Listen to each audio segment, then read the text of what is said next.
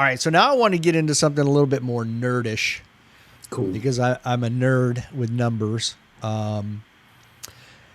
The you are shooting, and this is where I said seeing your Instagram helps me because I can see things and pick a few things out. And I was like, he's shooting a 160 grain bullet. Yep. So I want to chat about from Bose Ammunition.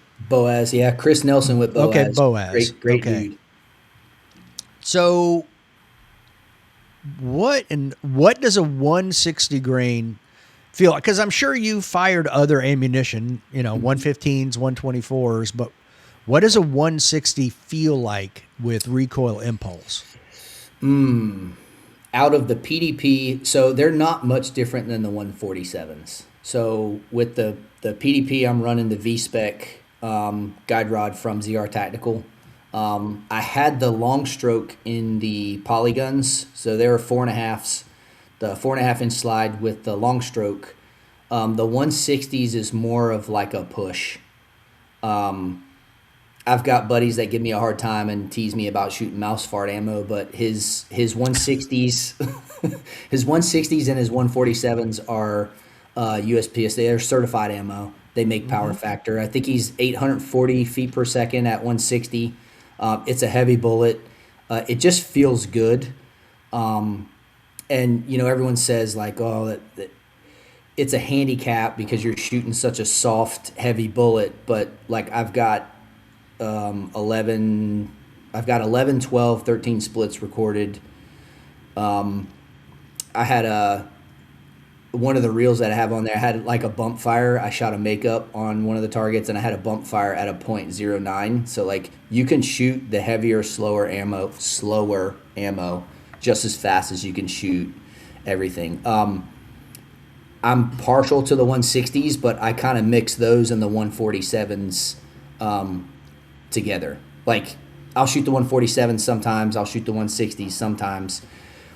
But because my agency, I'm very blessed. They do support me in my practical shooting journey, and I do have access to some ammo. Like I don't have free reign of the ammo vault. That would be amazing. But I do have access to some of their training ammo, and it's either Winchester White Box 115s or some 124s. So like Spicy ammo.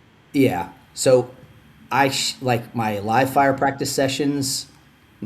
Most times I'm shooting like hotter ammo that's lighter. So like I'll shoot some 124s, some 115s, and then like a week before a match I'll burn 1 to 200 rounds of like match ammo.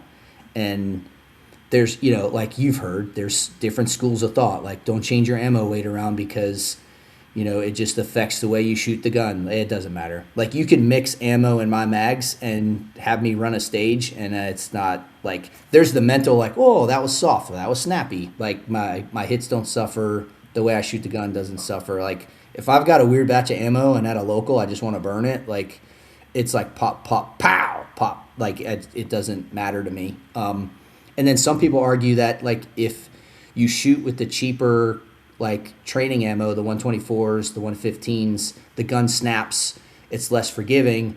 So it's like swinging, like before you're in the batter's box, you swing a baseball bat with a donut on it. So it's like the Right. heavier bat, and you get the lighter bat up there, and you're just whipping that thing. So I will say that I feel like I have to do way less with the gun with the heavier, like slower bullet than like if I put a 115 in there. Yeah, it's a 5-inch gun and it's heavy, but I'm just gonna get a little bit more lift.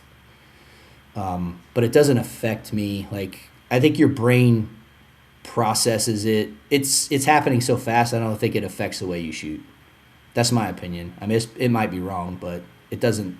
It's not holding me back. I've put it on a timer. I've ran a mini stage with one ammo and ran the same stage with different ammo, and the hits are the same. The time is the same. It doesn't make me any better or any worse. I'm sure there's people that disagree, but for me personally, it doesn't affect me. Okay. And while you were talking, I checked, and it's 160 grain bullet running on average, according to their website, 830 feet per second. Mm-hmm. So it's like 45 caliber speed. Mm-hmm. Yeah. I don't know. It's just like it's a pleasing recoil impulse. I like the way it feels. It's like a push. Now it has the polymer jacket too. How do you like that? Um, I, I don't really notice much of a difference. His ammo doesn't burn super dirty, so like it just seems clean. You know, I'm kind of a freak when it comes to the guns being clean and stuff. Like every 1,000 rounds, I'll do a pretty good clean on it, and I always run the brush through the barrel, and I don't notice any difference. I like the way the polymer like punches paper, like it just leaves a nice little mark. So it's just kind of that's just like a personal preference thing, but and they look cool. I don't know. They look cool. They look cool. It looks like little. What are those little Easter egg candy things? This is where they look like the little berries or whatever. There was something that I wanted to bring up. This is just as a mention from my standpoint. There was something I found on his website that I liked, or on their website that I liked a lot. So when I looked up the 160 grain, right at the bottom, it says, notice we recommend function testing our total polymer jacket products in firearms with tighter chamber tolerances due to the bullet profile. Firearms/barrels known to have different tolerances are Canic, CZ, DWX, Shadow Systems, Apex barrels, Lone Wolf barrels, and Parker Mountain machine barrels. Because I didn't realize though that was an issue until I had a squib at Nationals. Mm-hmm. And that's when I learned that bullet shape mattered. Do you know how? Do you know why that's on there and how they know that? They had one. No, because Chris is a shooter. He's an M class guy in LO, and he's a shredder. Like I shot a couple matches with him, and he'll put a hurting on me. But like you you have a shooter making ammo for shooters. So he's been around. Like he listens to feedback.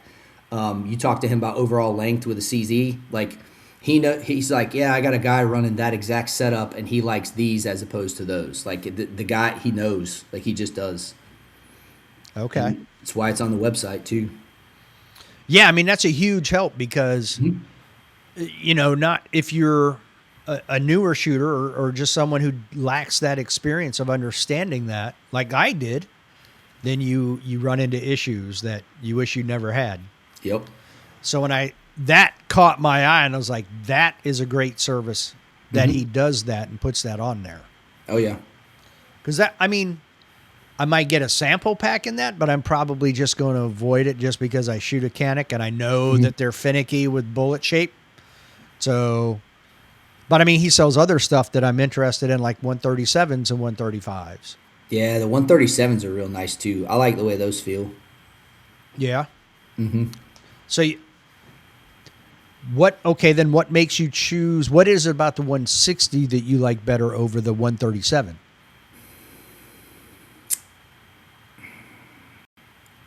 It's the recoil impulse. It's a very minor difference because like I do weird stuff like I'll load one mag with one ammo, one mag with another. I'll label them and then I'll check zero. I'll load like three of the 160s, three of the 147s, three of the 135s, and then I'll shoot them and I will feel how the gun feels in my hand and I'll pay attention to dot behavior. It's just, I guess, like my grip, the way I hold the gun, the 160s just feel the best to me. It's like, I don't know, it's like a sip of a cold drink. It's like, yeah, that I like that. That feels good. Okay. So it's just matching your shooting preference. Yeah, it's like changing a grip panel on the gun. Like this one Right. feels good, but this one feels good too, just a little better. Gotcha. All right. What type of velocity? Have you done any velocity testing with it? No. Okay. No. I would be curious what those things are actually running out of your 5-inch PDP, you know? Yeah, I think if we go back to, I had them. There was no chrono at South Carolina, and then I think Area 6. I had them. I shot the one. I think I shot the 147s out of the CZ at Area 6. So there's numbers on practice score for them, but not out of the PDP. Are you shooting 160s out of the PDP at Race Gun? Yes. Yep. All right. I'll reach back out to you and say, hey, what were your numbers? Yeah, I can do that. Okay. Just because I'm also creating my own database. I've been testing ammunition from different companies, and I'm curious how all these things run, especially out of 5-inch barrels, which seems to be about the most popular for competition barrels and LO, CO, that type of thing. Yeah. I can tell you that Winchester White Box 115s will barely make power factor. Ask me how I know. Sounds like experience. Yeah, it was And so and it that was South shocks me. Carolina. Yeah. South Carolina last year, I was shooting department ammo, which was Winchester White Box, 115 grain, and it was out of the CZ. And I hear that the chrono guy's like, "Oof, close," and I was like, "Oh, what?" I guess I barely made power factor with like off the shelf ammo. Well, I had some ammo last year at Area 8 that I thought for sure would be fine. I started having some malfunctions. Thought it was the gun, so I switched from the steel to the poly. Still had a few malfunctions, not quite as bad, but I still had a few. And then when I hit chrono, it was like, oh, I had out of 4 rounds, one was 124 and the other 3 were 125. And I was like, whoo, squeaked through. And it wasn't, it was a remanufactured, but it wasn't like, oh, it was supposed to be hotter than that. Yeah. But at least I knew the problem wasn't my gun. The problem was the ammo. I think with the Winchesters, I think the bullet weight was what the problem was. Like, I think there was one that was I'll have to go back and look, but I want to say one of the bullets only weighed like 112 grains. Oh, So like my their goodness. weight, yeah, the weight was off on a few of them, and then one was really hot and one was not. So, yeah, Whew. Okay. That's never good. Never good. So what distance, another curious thing for me, what distance are you zeroing your dot at? I start at like 12 free-handed. So I'll start at 12 free-handed, and then I'll bag it at 12, and then I'll push it.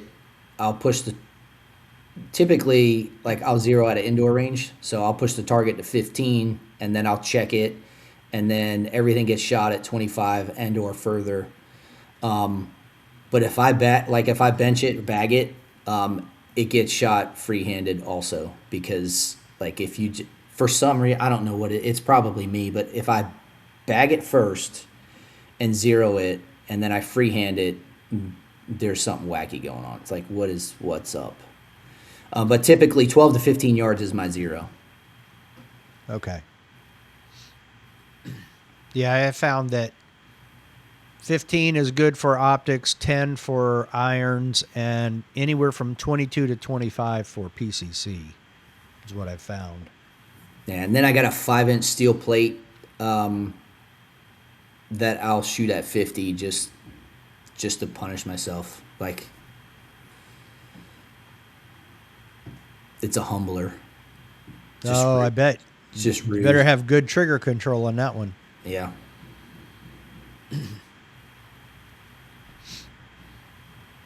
Does your department use irons or optics? I would say 90% of our guys are on an optic, finally. And now is that purchased by the department? I actually Okay. I started our optic program when I was the training sergeant in, when was it, 2018, 19?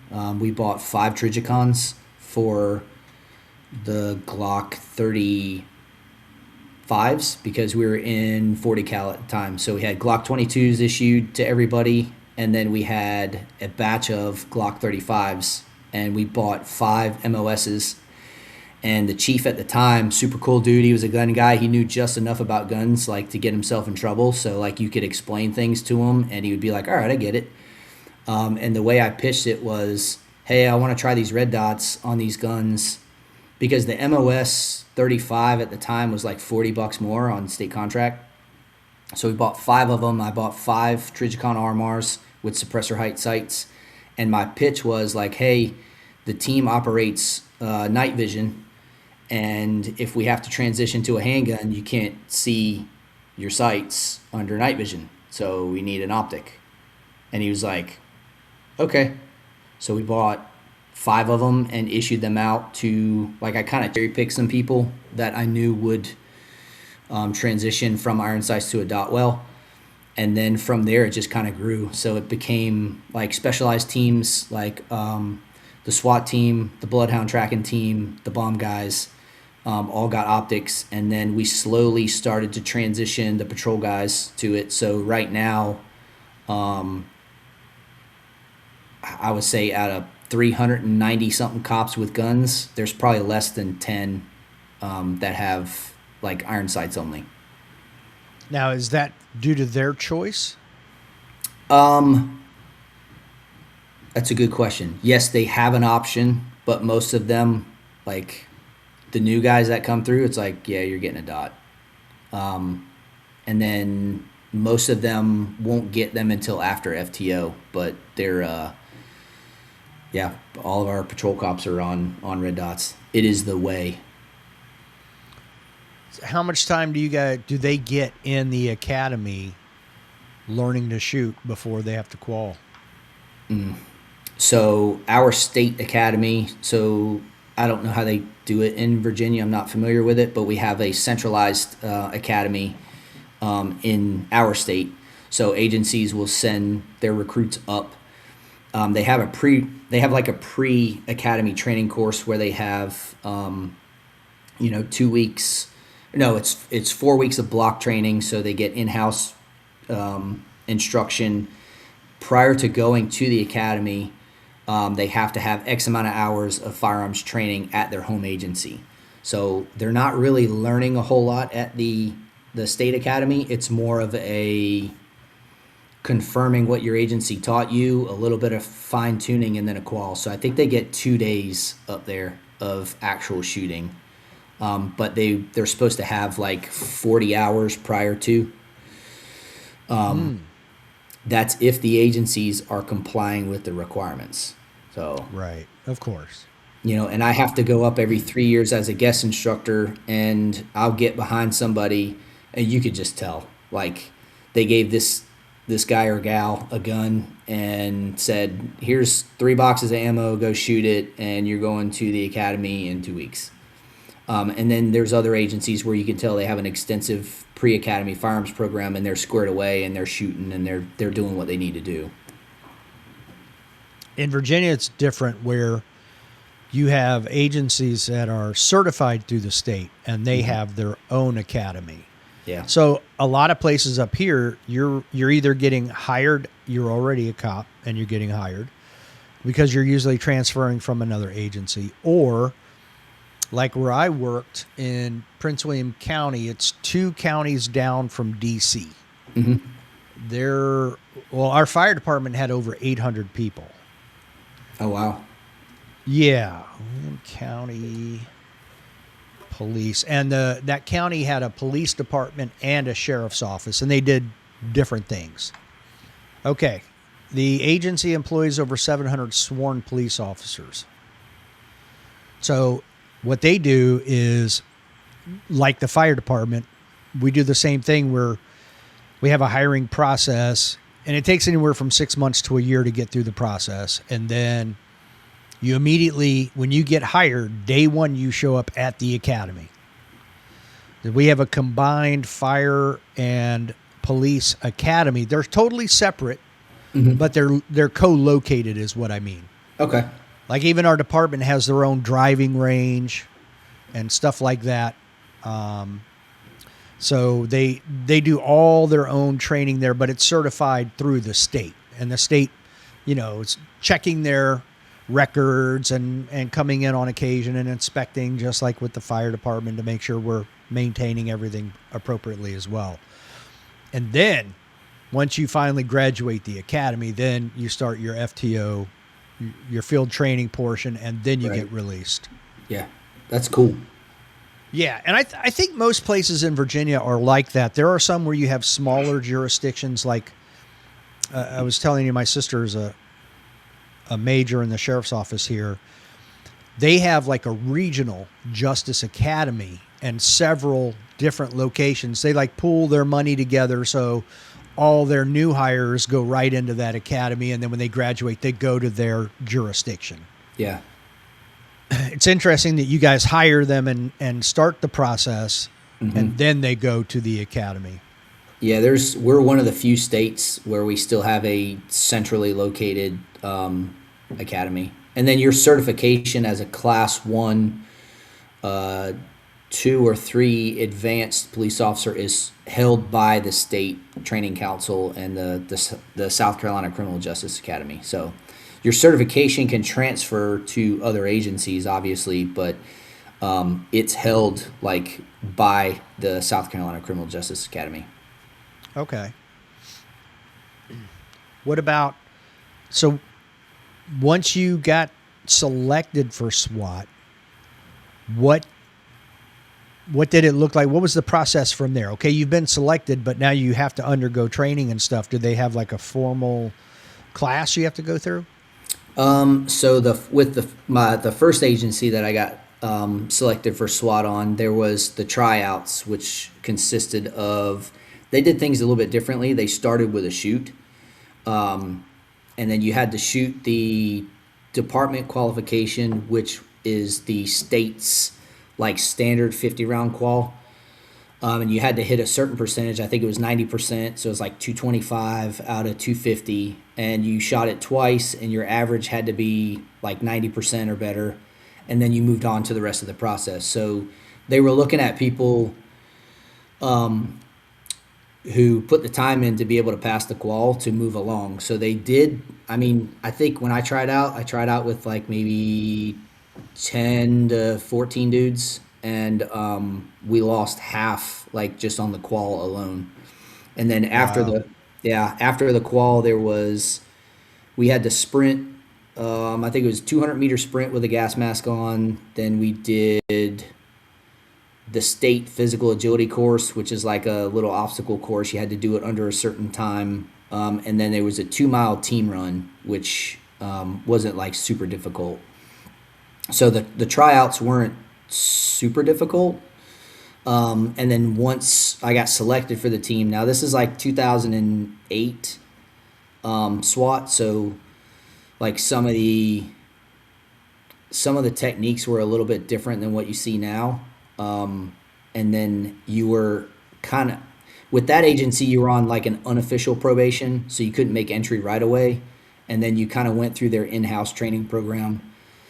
And then when I was with them, I think it was almost 3 years before I went through like a formal training class put on by someone outside of the agency. Oh, wow. Now, the agency that I'm with now, the tryouts are like extensive. Like it's rough. You have to. We have a half-mile obstacle course that you have to complete in under 4 minutes and 30 seconds. And through that half mile is like burpees, a dummy drag. And then once you pass that, you get put on a list to attend.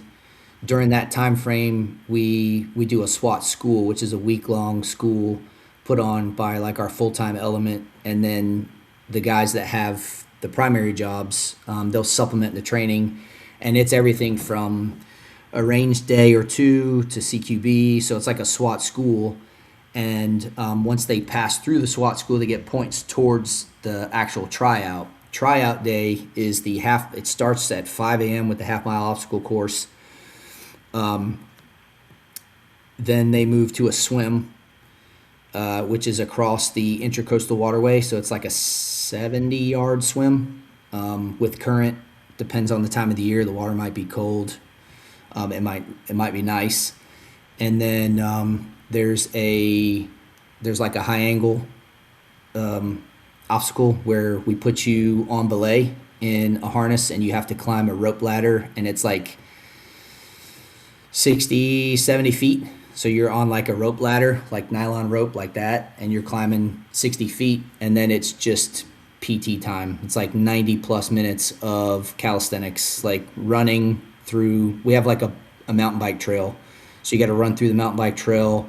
You may stop and do, arm circles or lunges or push ups, bear crawls. We have like a 6 foot long piece of pylon that they have to carry. We got an 8 foot wall that we may send them over and under, and it's just basically it's 90 plus minutes of running, calisthenics, more running, calisthenics. So like your runners, we will punish them with push-ups and sit-ups and bear crawls. Your guys that can do 1,000 push-ups, we punish them with running. So everybody gets to smoke, and then after all that, they get a very brief time to like kind of wash up, put on a duty belt, and run to the range where we do a stress course, which is basically a mini USPSA stage.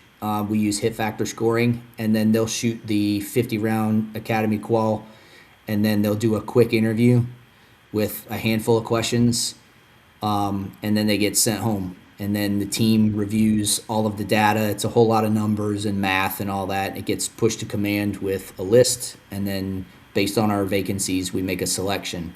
Once you get selection, you're a probie, and then you go through OTC. It's like an officer training program, and it's a 1 year probationary program that has to do with CQB, room clearing, range stuff. Your primary job is also taken into account. So like if you suck at your primary job, if you're late for court, if you're getting written up, if you're not doing what you're supposed to be doing, that will kind of translate over into selection for the team.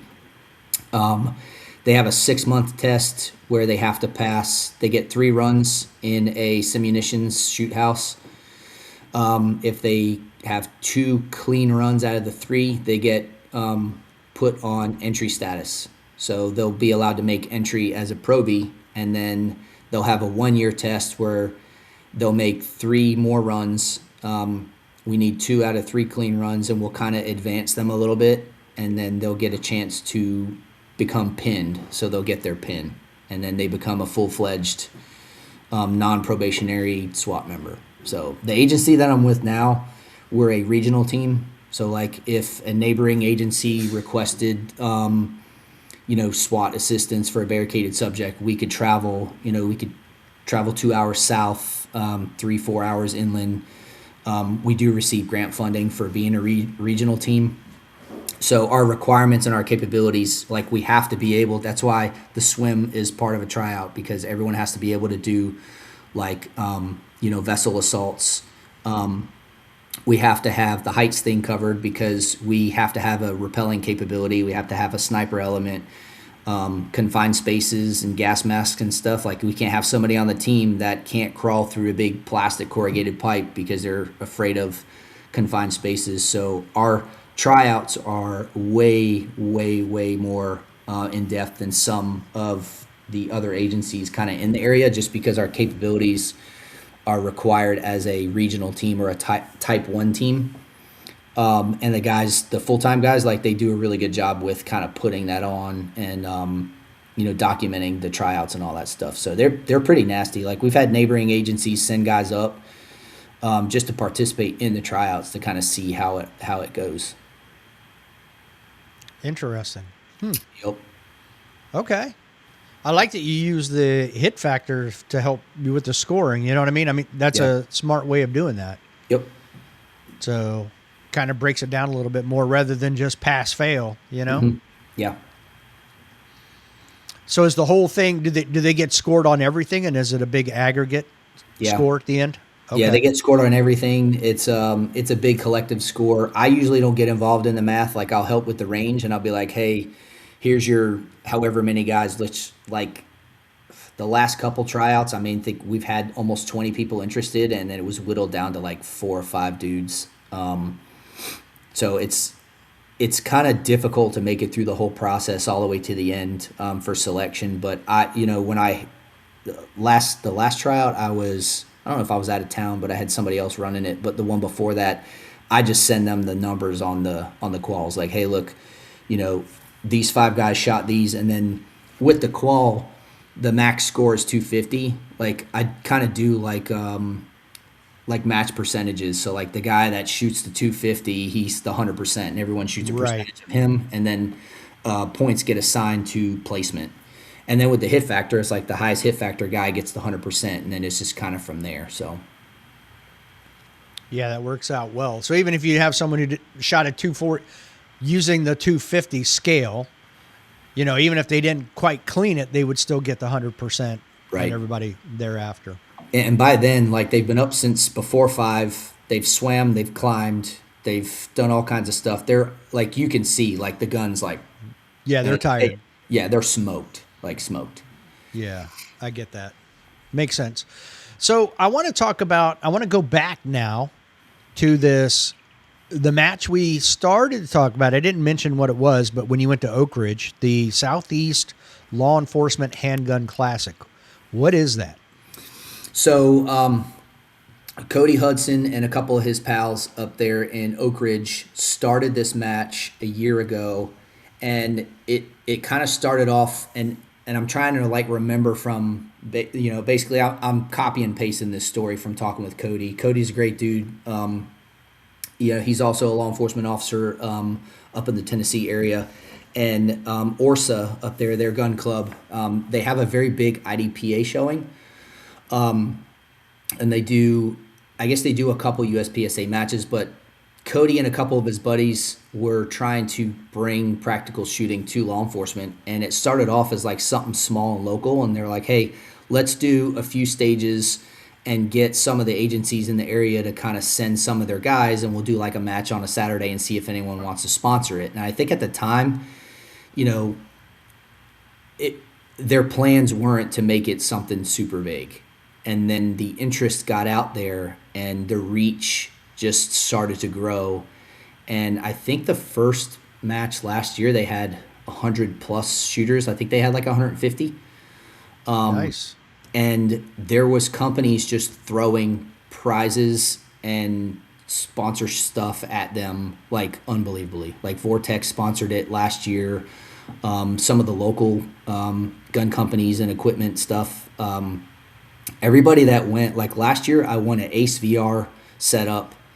I Oh, won, wow. yeah, like just like, and it's like registration raffle. So like they weren't like, or you have to win to win something. Like I showed up to registration. I'm like, hey, I'm Kevin Cast, and they're like, oh, you're number 40, whatever. You win a Vortex Sun hoodie and an Ace VR setup, and I was like, what?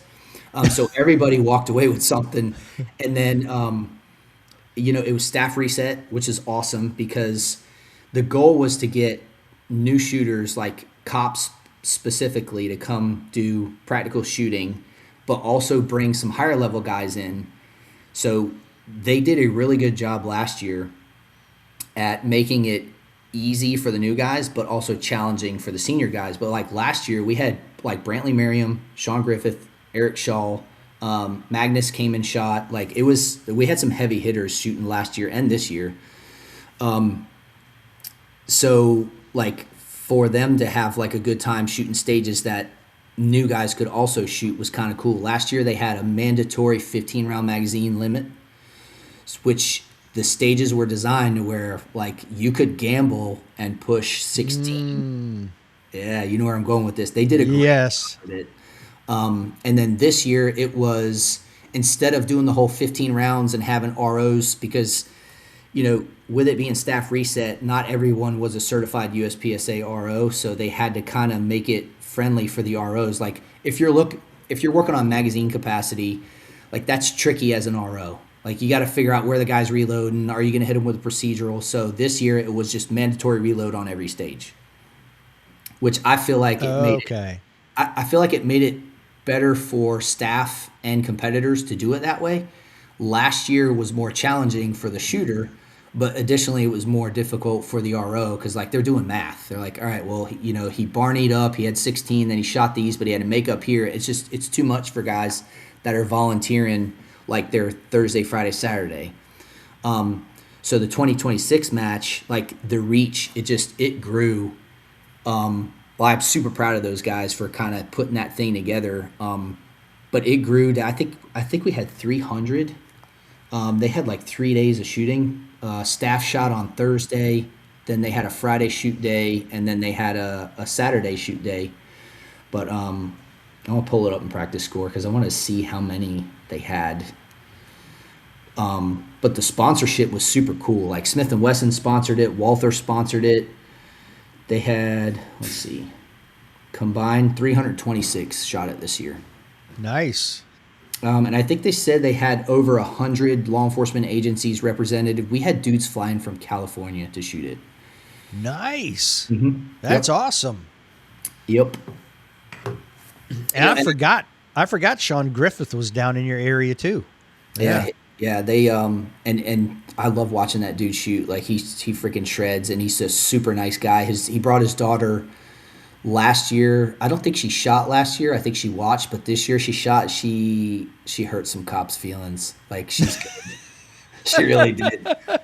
I don't know how old she is, like 13, 14, but like these dudes are getting beat by a 14-year-old girl. I mean, look. Oh my gosh, I'm having a brain fart. Morgan Leonhardt. I could remember Leonhardt. I couldn't remember her first name. Yeah. I mean, she won the ladies national champion in CO as a 14-year-old. So there are some young ladies out there that can shoot their butts off. Oh yeah. And now she's crushing people even more. Her and Justine and Jay Lease are mutilating people. Oh yeah. So yeah, you can't discriminate. You can't go easy on them because they're not going to go easy on you. Right. Yeah. Oh boy. It's almost like a lose-lose because if you get beat by him, you get beat by a girl. But if you beat him, it's like, good job, you beat a girl. You know, it's like right. It's like, come on, give me some credit. Yeah. I totally agree. But the Walther stage this year was super neat.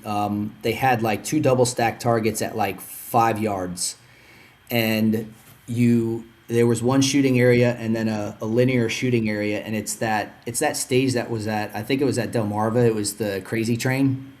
You know what stage I'm talking about? You'll have to look it up. It's like it's a 4 set of double stacks like throughout the whole stage. Max McNutt absolutely loves Crazy Train.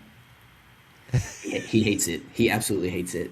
But this one was like you made ready with your weapon, holstered it, and then Walther had a PDP on a table with a magazine. You made it ready, and the stage brief, because it's an outlaw match, it wasn't a USPSA match. The stage brief was engage the 4 targets in front of you with Walther's gun. So everybody had to start off with a table start on a loaded PDP, and you had to shoot 4 targets and then drop the gun on the table, and then you could draw yours and move along. It was just kind of neat. That is pretty neat. Okay. Yeah. It was pretty cool. And then they had Smith & Wesson had sponsored a shoot-off where it was all steel. And then the top 32 shooters overall got to participate in the shootout. And then as you advanced, you had to shoot their pistols. So, like, you didn't shoot your pistol in the shootout. Like, they gave you an M&P to shoot. And each time you shot, like, it was I think it was an M&P with a dot on it. So like you go up there and it's an array of steel, and they had the poppers where like they fall over each other, one on the bottom, the guy wins. Yep. And as you advance, it was like a March Madness bracket. So as you advance, it's like, all right, the next batch of shooters, and then they give you an M&P with iron sights, and then they give you an M&P like mid-size, and then they give you a micro pistol. And then the last 2 shooters had 5-shot revolvers. Oh my gosh, that's ridiculous! Super awesome, yeah, super awesome. Wow, that is pretty neat. Mm-hmm. And then you're actually testing the ability of the shooter in that one. Yeah, that's the true like. It's not the arrow, it's the archer. Like for sure, yeah. Yep, wow. It was pretty cool. It's a cool match. So, talking to other cops when you were there, what was their take on it? Were they just as excited about it as you sound to be? Yes. So our squad was super cool. We had a mix of like we had a couple C class guys that shot in USPSA. We had a couple A class guys. My coach Ryan Lee came and shot it. He's a GM in carry optics. Excuse me. And then we had a couple first time shooters ever. And Cody Hudson was like kind of giving me a hard time. He's like, "Yeah, we got a command staff member, we got a lieutenant with butter bars here in uniform shooting match." And he's like, "Oh, you're the highest ranking guy out here." And so, my buddy Gage is a deputy here with a neighboring agency, and the plan was he brought another deputy from his agency with him. So the plan was we were all going to shoot in uniform, and these turds show up and they're not in uniform, and I'm wearing the collar shirt with the patches and my Oh, bars. Yeah, they kind of stood me up, but it was fine. Um, wow.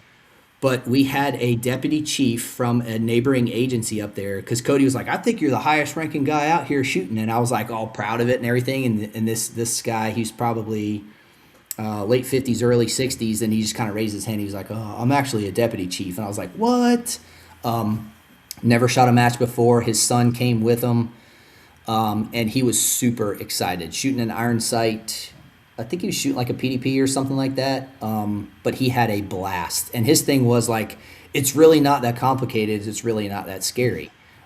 Super excited. And then staff reset, so you don't have the stress of like, what do I do after I shoot, or what do I do while everyone else is shooting? And then like the staff there that wasn't working the stages, they were riding around handing out like drinks and snacks and like candy, like full size, like the good trick or treating candy, like the full size candy bars and stuff. The kind you steal from your kid when they get back. Yeah. That's right, like the headphones.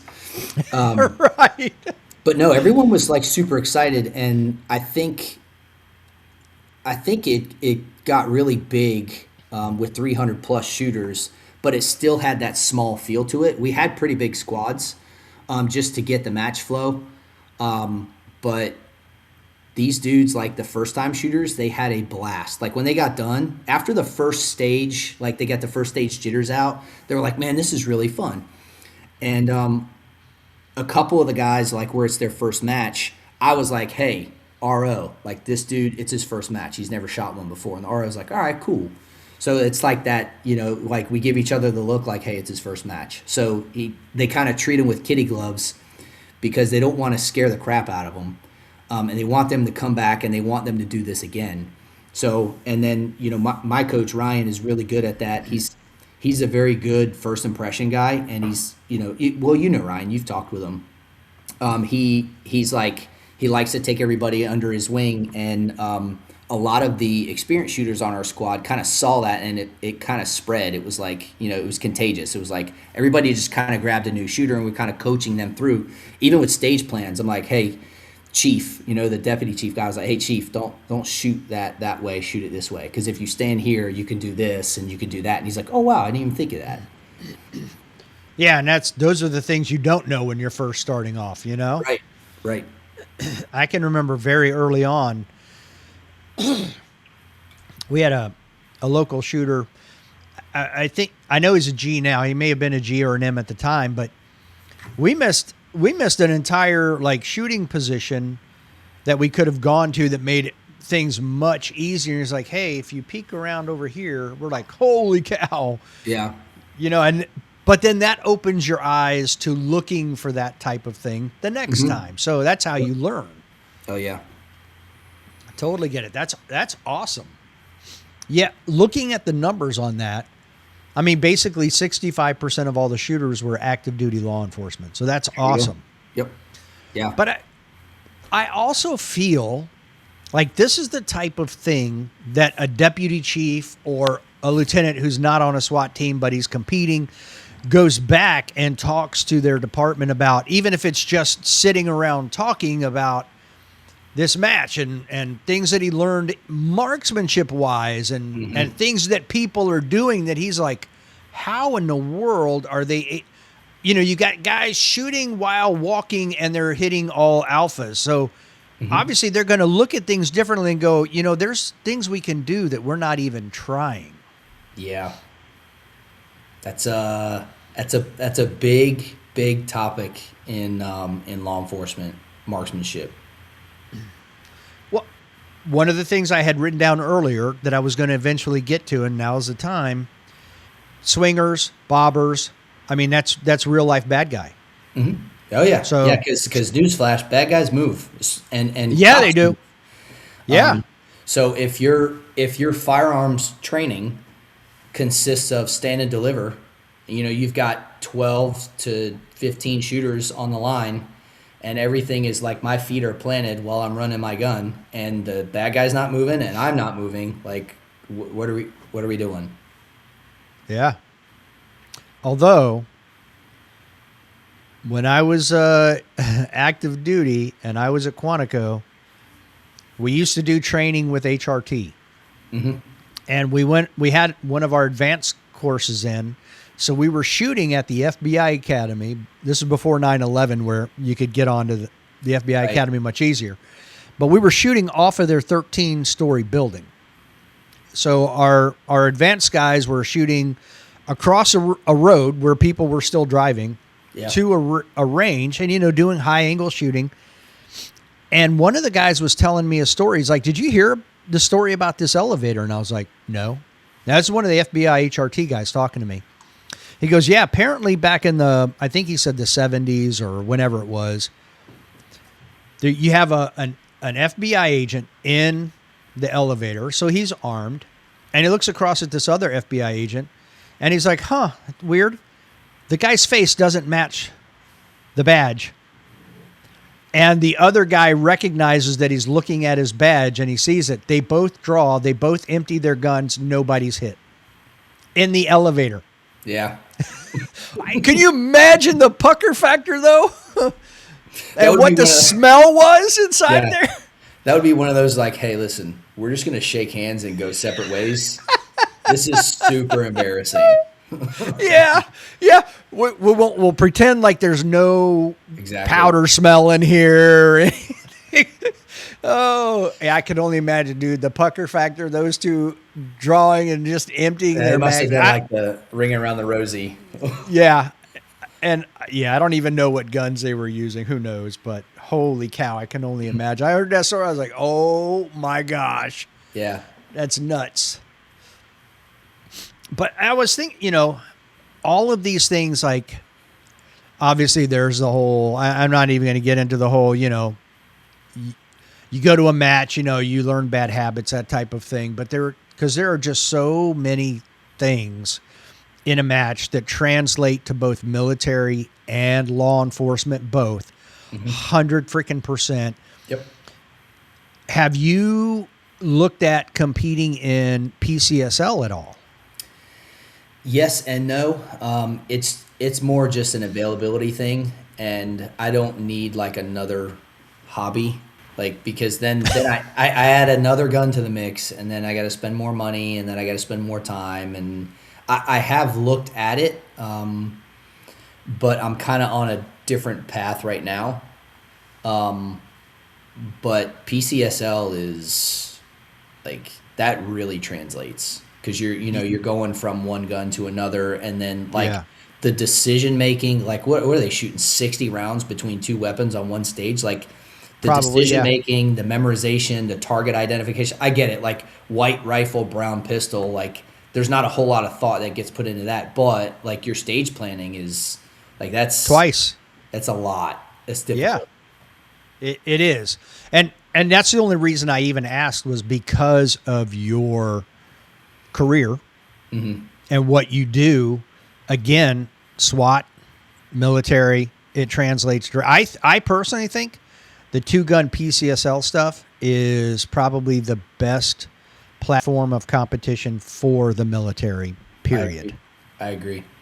And being SWAT officers, I mean, that also would directly translate. The only real difference is, do you want to start with your pistol and Right. transition to the rifle, or do you want to start with your rifle and transition to your pistol? You know what I mean? So, Yep. but it absolutely. How much do you think getting into the competition realm has helped you, even with other officers' marksmanship? Oh man, that's a good question. Like tremendously. Just like if I can like hyper diagnose like my own shooting on the fly, like shot calling, it just makes it that much easier for me to see what someone else is doing wrong, and then it gives me a bunch of different tools in the toolbox to kind of teach people through mistakes. Let me give you an example. A lot of issues that we see, one of the major issues that we see with, if I put 10 cops on the line and say, hey, we're just going to hit a quick warm up, on the beep, on the whistle, on the command of threat, I want everybody to draw and fire 2 rounds and then holster. 8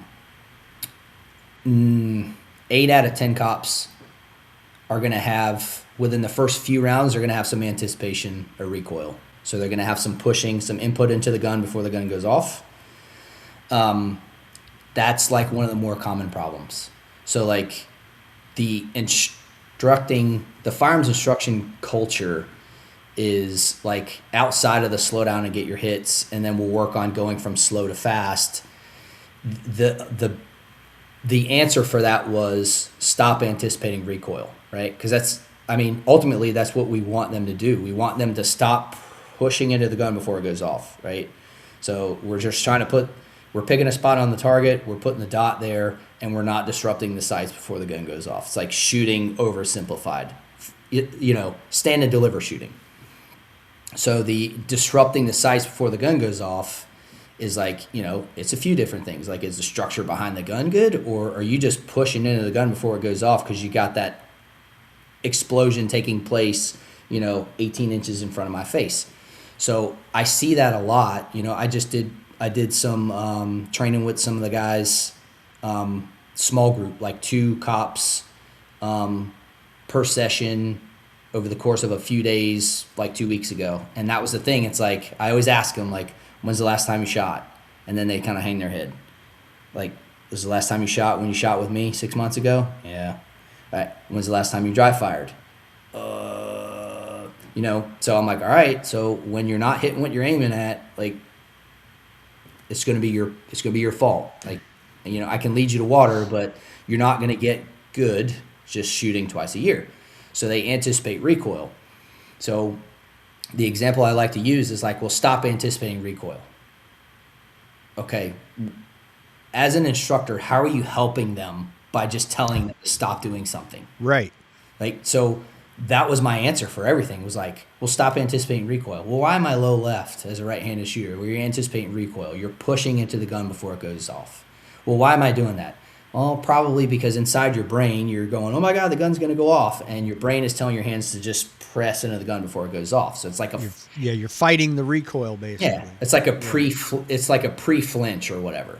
So the answer for that was, well, stop doing that. So then you put a dummy round in their gun, and then they press a trigger and the gun goes click like that. You're like, oh, you see what you're doing? Yes. Well, stop doing that. Okay.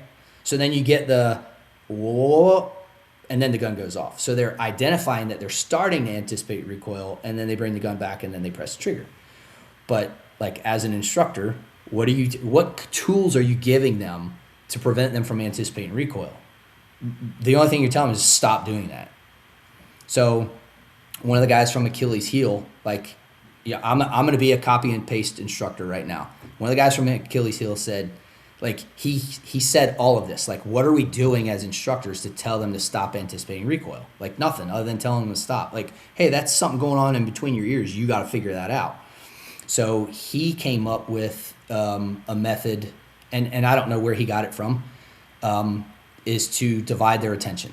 So, like, make sure the structure behind the gun is good. So, increase pressure with the support hand and focus on their wrist being locked on their support hand. So that divides their attention from the gun going off to, like, what's my grip pressure like on my support hand, and is my wrist locked, and where are my thumbs? So they're hyper focusing on that, and they're not worried about the gun going off. So then it divides their attention. It's like task oriented. So like, I'm worried about these 2 things as opposed to that, and then I don't anticipate recoil. So I tried it last week, and I don't know, more than half the amount of time it actually worked. So going back to your original question is like, what has practical shooting and like your journey in practical shooting helped you teach firearms in the law enforcement realm? Yes, it has, because it gives me access to different instructors, different theories and methods, and then just if I could fine tune my own shooting on the fly, like beep, rock and roll on a 12-second stage, I could turn around and tell you, for the most part, I can tell you like I should have no more than 3 Charlies, because I know where the dot was. I know what the gun did. I know what my dot behavior was. I know I crashed into that position. Like if I shot a delta, I knew I shot a delta. If I shot a mic, like I can call it. So if I can do that in a 12-second, 14-second stage, like imagine how much easier it is for me to stand there and watch you shoot and look at your target and not have to do anything other than analyze your shooting. It just makes me a better instructor. Like flat out, hands down, just makes me a better instructor.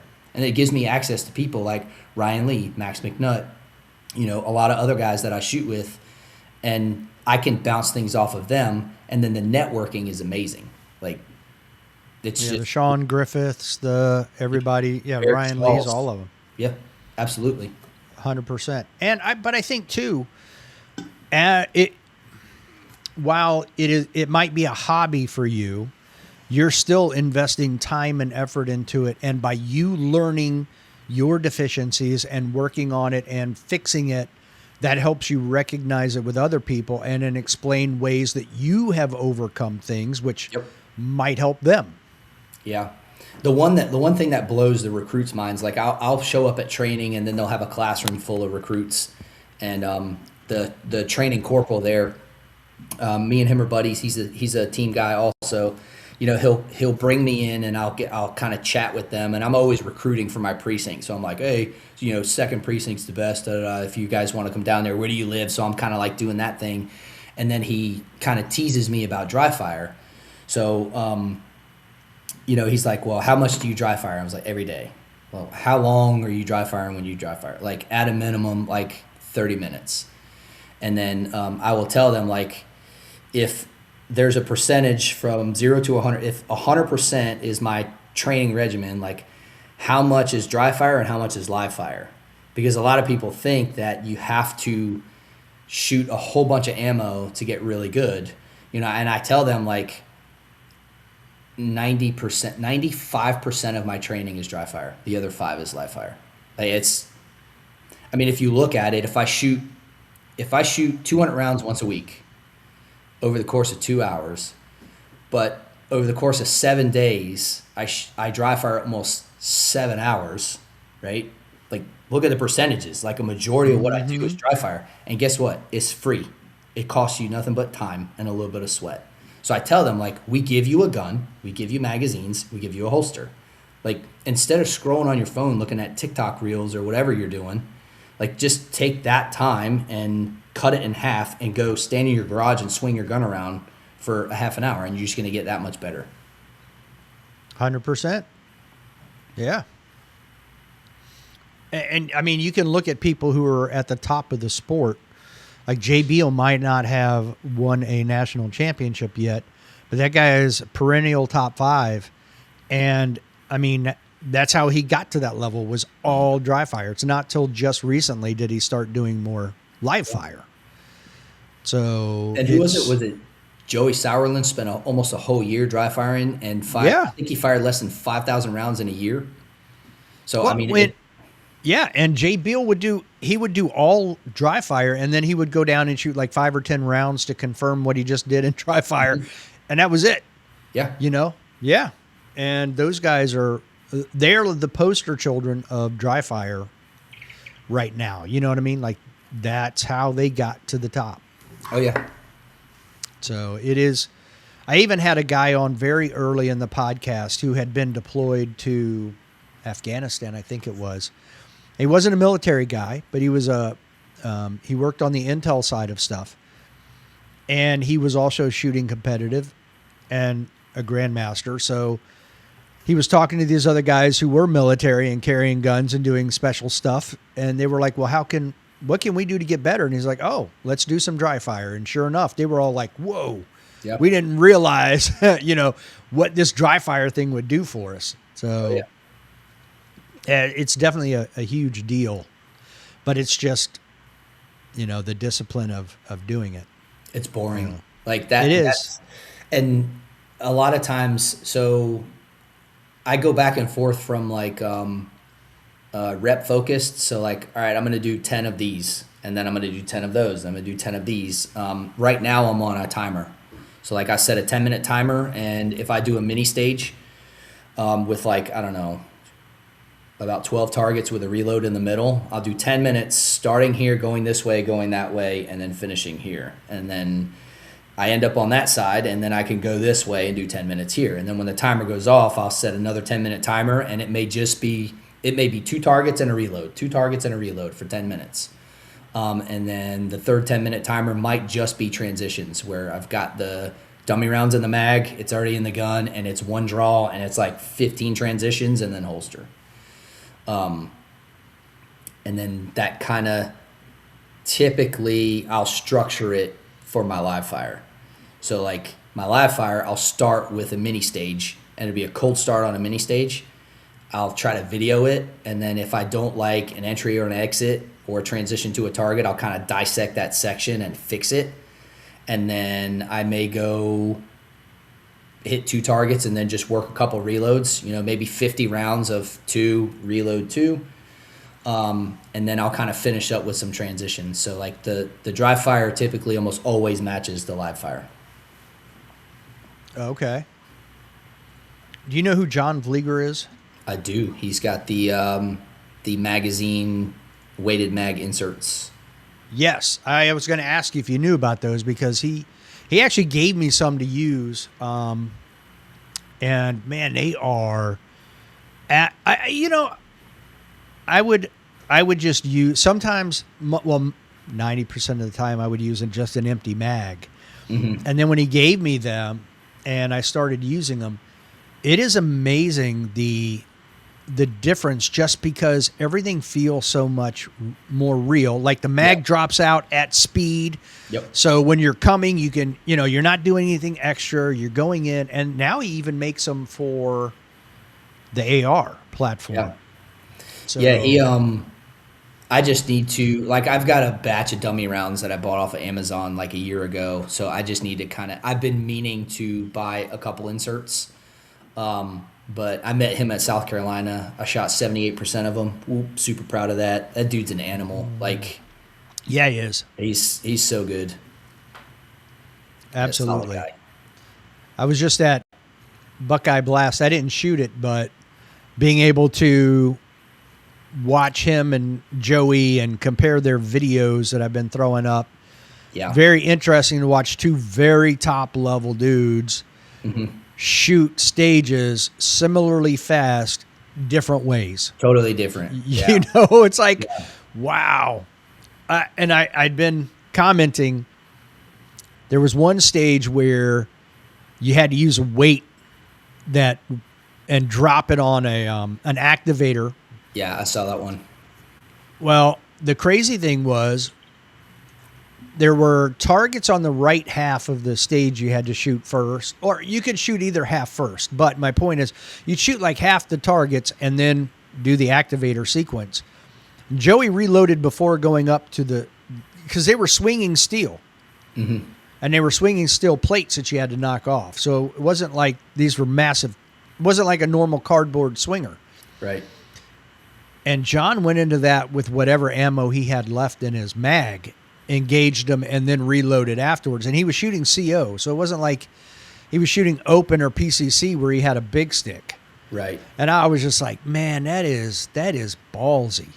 You know what I mean? That's confidence. Yeah. That's experience. I mean, that yeah. Pull up his practice score. That dude's been shooting forever. Yeah, so it's interesting, but I didn't know if you'd known about those weights, and I'm like, those. Yeah, I need to get a pair. Yeah, those are really, really good. I haven't used any of the AR-15 ones, but I'm going to probably have to get some to try those because they're good. Well, what is you said you're on a little bit of a different path when I asked you about PCSL, but what is your competition future look like?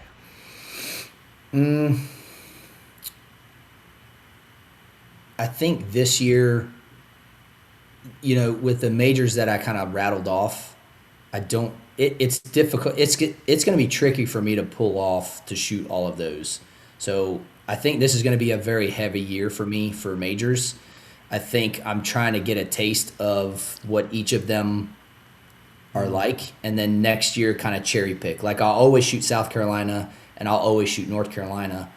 So I think next year I'm going to decide, like based on how Georgia goes this year, Area 6 goes this year, and Nationals go this year, like I'm going to decide on probably one of those next year. So I won't shoot as many majors next year as I am this year.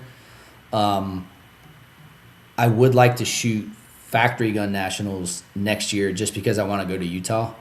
But like a lot of the guys are like, dude, you're a carry optics guy. Why are you going to race gun? I'm like, because I can drive to Ohio instead of flying to Utah. Like it's, it gets expensive. Right. Like, and then I gotta burn time, and I run a precinct, so like I gotta coordinate that with, my command and all that kind of stuff. So this year is a heavy major match schedule for me. So next year I'm probably gonna peel 2 off of the list. So, and then I shoot my local monthly. So I don't shoot a ton of locals. The low country match it's a super high quality, difficult match. It's 45 minutes away. Anything else is 2 hours. So like on a Saturday, it's just tricky because I'm a dad, and I'm a husband. Yeah. I'm a patrol lieutenant. And like I'm busy, and it's hard. Like if I shoot 2 matches a month, it's like every other weekend local. So I'm sticking with one local right now, and then I've got the majors. So next year I'll probably shoot less majors. I'm gonna try to get factory gun nationals next year, and then fly out to if it's in Utah. I'm assuming it's gonna be, but that one is probably gonna turn into a vacation either before or after. I'm gonna bring the wife with, and we're gonna hit some of the parks out there and kind of make a trip out of it. That's smart. I think that's good. Well, Kevin, that's everything I had. Was there anything you wanted to talk about before we go? No, I did kind of want to touch on like the first and second match for law enforcement, right? So getting the guys to that first match that's not the hard one. It's the second match. And a lot of people think like cops don't shoot matches because of their ego. I do think that is a true statement. But I think more than ego, I think it's fear. I think a lot of guys are actually afraid to come out and shoot, right? Because there's a level of vulnerability that takes place where you show up to a match with guys and gals from all walks of life, and they're going to beat you. Like most of them are going to beat you. You would be lucky as let's just say a right at average shooter. Your department firearms instructors consider you an average shooter. You would be lucky to shoot 50% at a local. I've seen it happen hundreds of times. The fear of failing in front of your community when you carry a gun for a living to protect them, I think it's more about that than the ego. I think it's easy for people not in law enforcement to say, well, cops don't shoot matches because they won't allow their ego to take a back seat so they can improve themselves. I think it's fear. I think ego is part of it in some instances, but I think it's a fear of failing in front of your community. Like nobody wants to try to perform in front of people that they're going to protect and fail. So that first match, like you can guilt the guys you work with, you can pressure them, you can tease them, you can poke them into coming to their first match.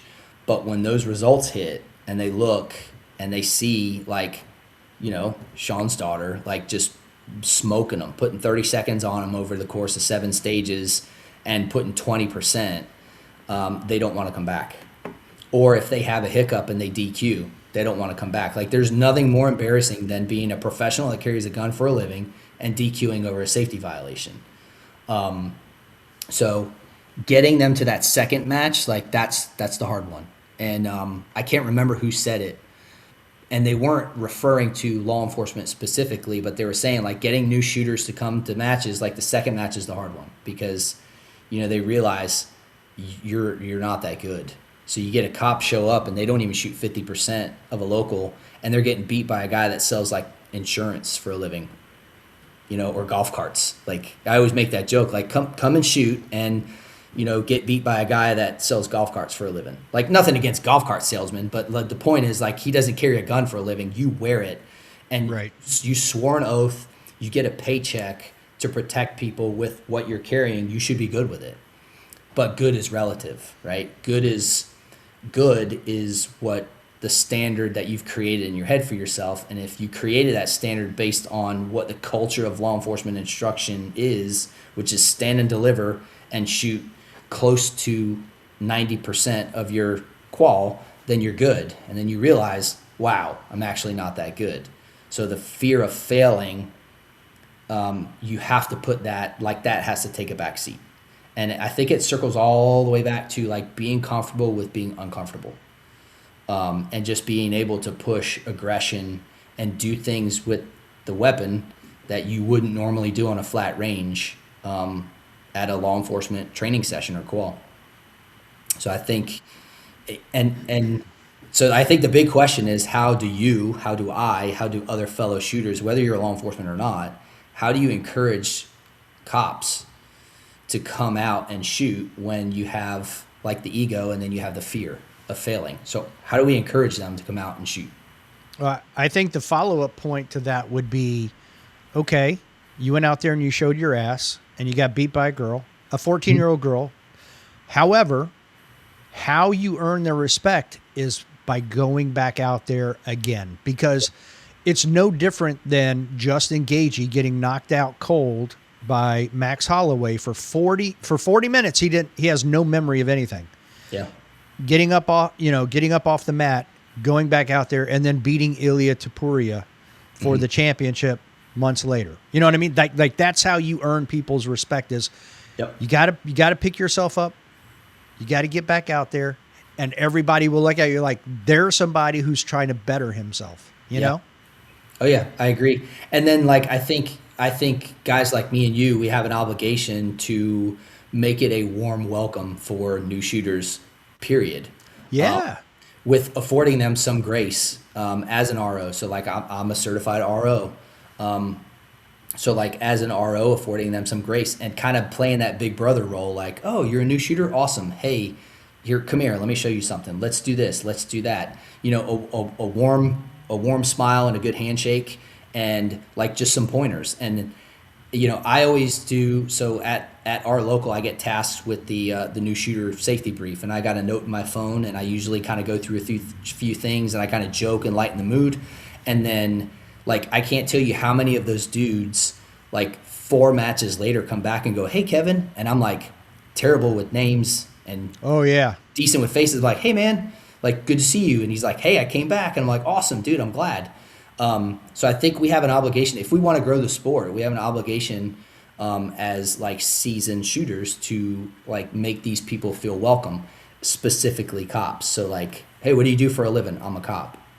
I feel like we kind of have an obligation to encourage them to come back.